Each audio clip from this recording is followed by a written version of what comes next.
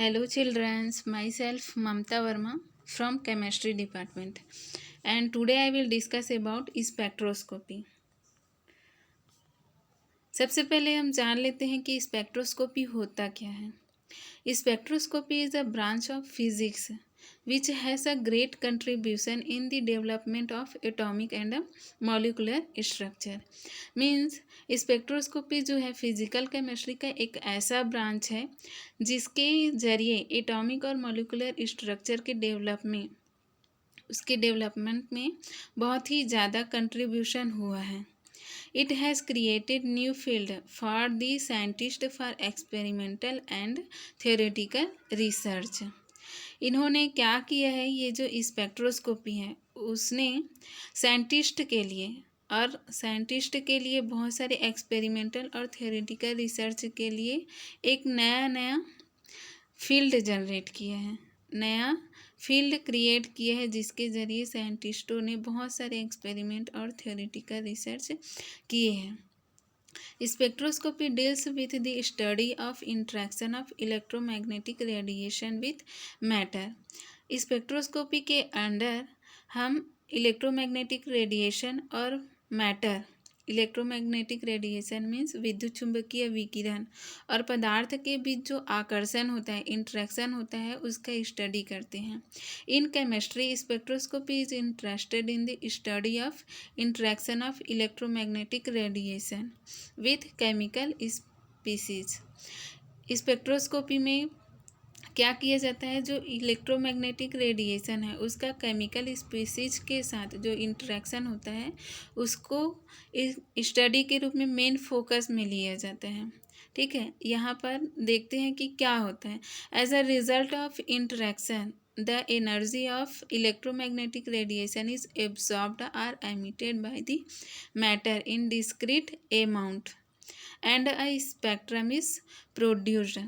उस रिज़ल्ट के थ्रू होता क्या है कि इसमें जो मैटर है या फिर केमिकल स्पीसीज है वो इलेक्ट्रोमैग्नेटिक रेडिएशन को एब्जॉर्ब करता है या फिर एमिटेड करता है, और क्या होता है उससे स्पेक्ट्रम जो है प्रोड्यूस होता है। उसी स्पेक्ट्रम का यहाँ पे एनालिसिस किया जाता है।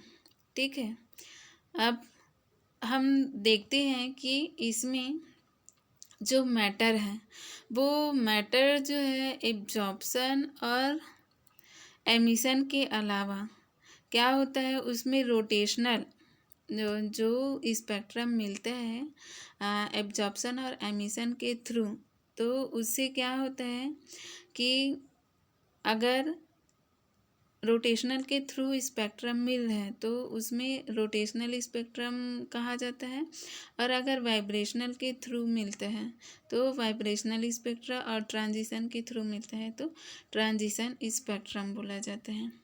ठीक है, अब हम देखते हैं कि एमिशन स्पेक्ट्रम क्या होता है।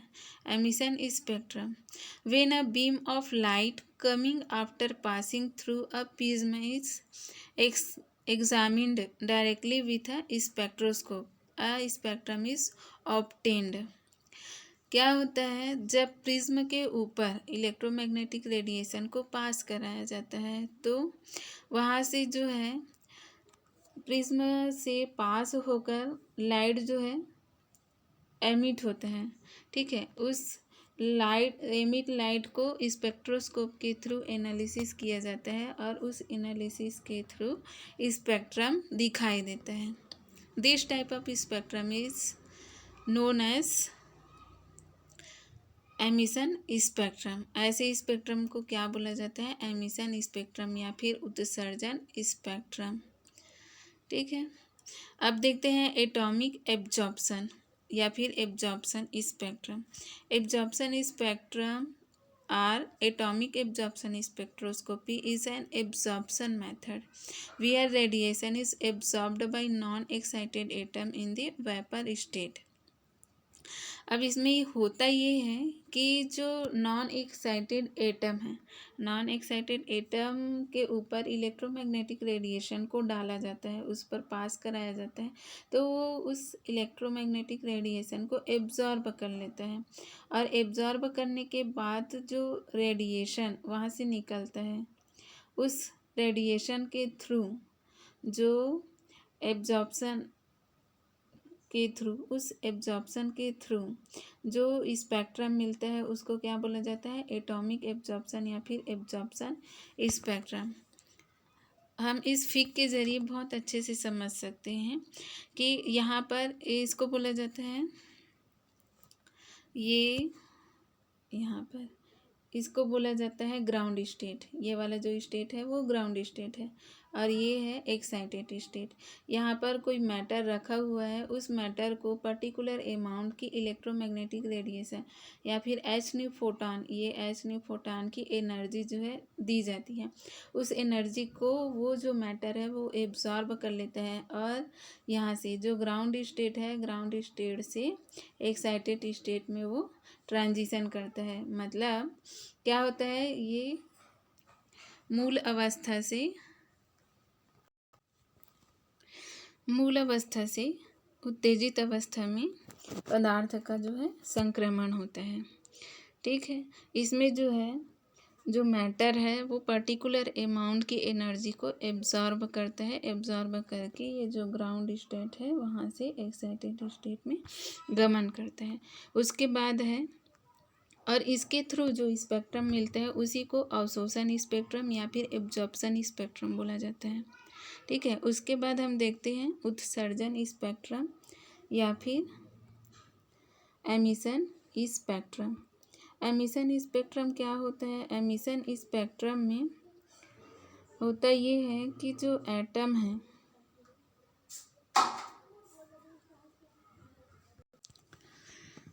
उत्सर्जन स्पेक्ट्रम में मैटर जो है पर्टिकुलर अमाउंट की एनर्जी को एब्जॉर्ब करके एक्साइटेड स्टेट में चला जाता है, इसमें ट्रांजिशन हो जाता है। उसके बाद क्या होता है, अब ये जो एक्साइटेड स्टेट है वो बहुत ही ज़्यादा अनस्टेबल स्टेट होते हैं, बहुत ही ज़्यादा अस्थायी अवस्था होती है।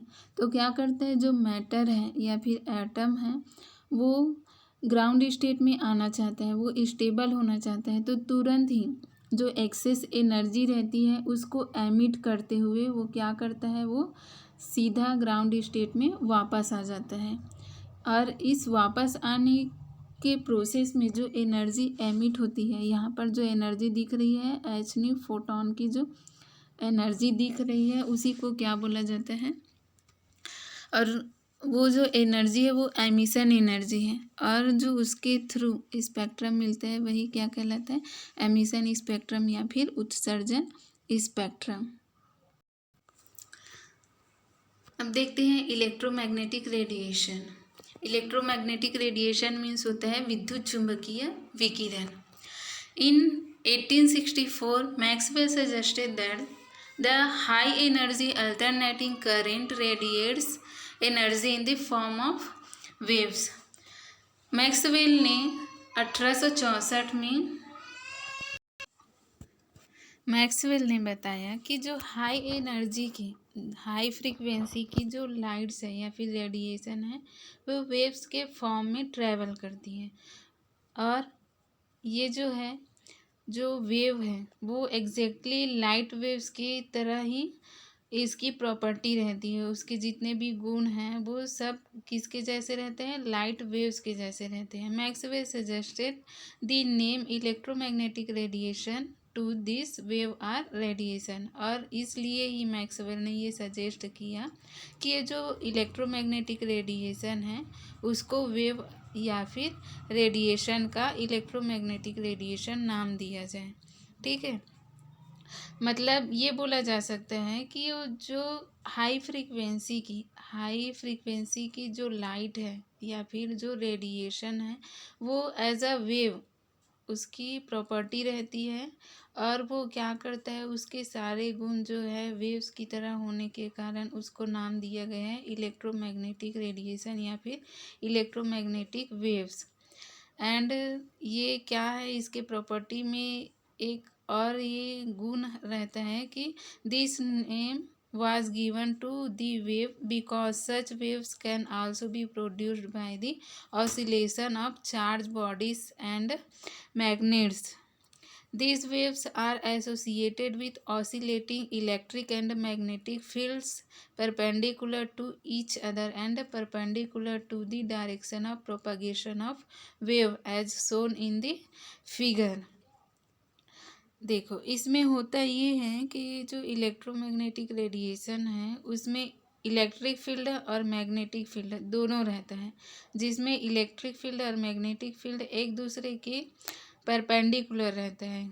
जो विद्युत क्षेत्र और चुंबकीय क्षेत्र रहता है वो एक दूसरे के लंबवत होते हैं, और ये जो दोनों इलेक्ट्रिक फील्ड और मैग्नेटिक फील्ड है वो दोनों ही direction of propagation of waves के परपेंडिकुलर होते हैं। मतलब जिस डायरेक्शन में वेव चलती है, मतलब तरंग के चलने की जो दिशा है उसी के परपेंडिकुलर, उसी के लंबवत भी ये दोनों जो इलेक्ट्रिक फील्ड और मैग्नेटिक फील्ड है, विद्युत क्षेत्र और चुंबकीय क्षेत्र है, ये भी गमन करते हैं। इस तरह हम समझ सकते हैं कि जो इलेक्ट्रोमैग्नेटिक रेडिएशन है उसमें दो फील्ड रहते हैं, इलेक्ट्रिक फील्ड और मैग्नेटिक फील्ड, जो कि एक दूसरे के परपेंडिकुलर रहते हैं, मीन्स एक दूसरे के लंबवत रहते हैं। और ये दोनों ही जो इलेक्ट्रिक फील्ड और मैग्नेटिक फील्ड है वो दोनों direction of propagation of electromagnetic radiation या फिर इलेक्ट्रोमैग्नेटिक वेव के उसी के पैरेलल नहीं, उसी के परपेंडिकुलर ये जो है चलते हैं। मतलब जो विद्युत क्षेत्र और चुंबकीय क्षेत्र है वो तरंग संचरण की दिशा के लंबवत गमन करते हैं।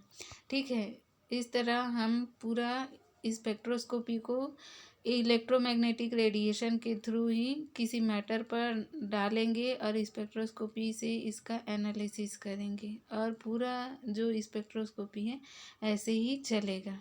ओके।